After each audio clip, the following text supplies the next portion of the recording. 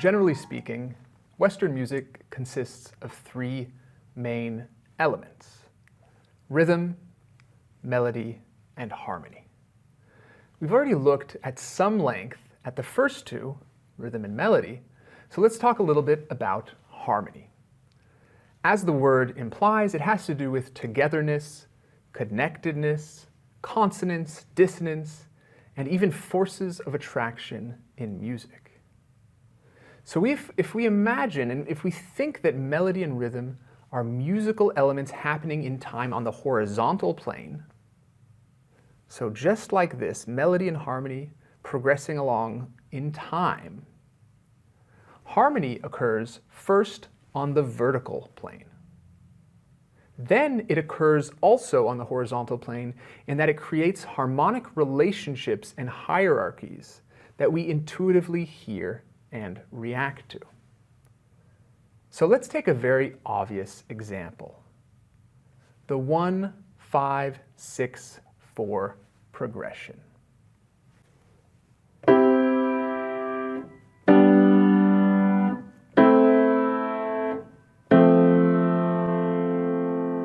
This is an incredibly common progression throughout popular music. So we have these vertical events. We have a C major chord, and this is a harmony in and of itself. Just this vertical event, this C major moment, is a harmony. But then we have another vertical event, this G major chord. And already those two vertical moments now have a horizontal relationship, the 1-5 relationship. And that is a very specific relationship between 1 and 5. Then we have another moment, A minor. Out of context, A minor can mean many different things. It's just one harmony, it's just one chord. But in the context of other chords, it takes a new meaning. So we have 1, C major, then we go to G, and then we go to A.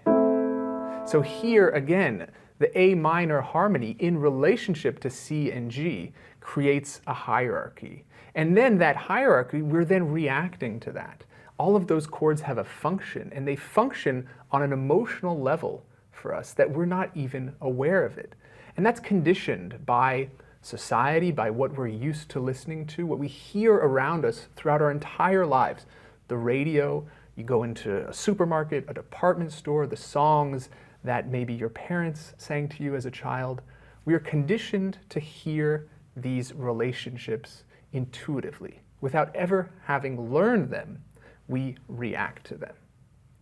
So it's the function of each chord within this context that creates this larger harmonic feel. And so finally, to finish that example, C, G, A, and then F major, that is the 1-5-6-4 progression that we will be learning later on. And the next time you hear a song on the radio, try and see if you can recognize the underlying harmonic motion. So those are the vertical events that are then being tied together through their relationship over time in music. And this will most often be in the bass line. You'll hear the lowest instruments outlining this harmonic motion. So just as melody and rhythm are integral parts to any music making, whether it be classical or pop or jazz, harmony as well is an integral part to any course on music, and particularly anything having to do with piano playing and classical or popular music as a whole.